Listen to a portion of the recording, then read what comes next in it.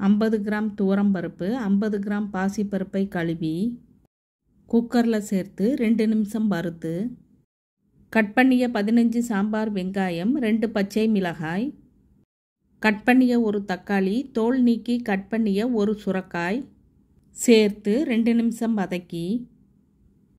1/4 teaspoon மஞ்சள் தூள், தேவையான அளவு உப்பு, 2 டீஸ்பூன் சாம்பார் பொடி,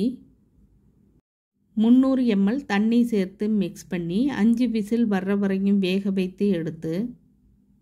கடாயில் 2 டீஸ்பூன் தேங்காய் எண்ணெய், 1 டீஸ்பூன் கடுகு உளுந்தம் பருப்பு, 2 காய்ந்த மிளகாய், சிறிதளவு கருவேப்பிலை,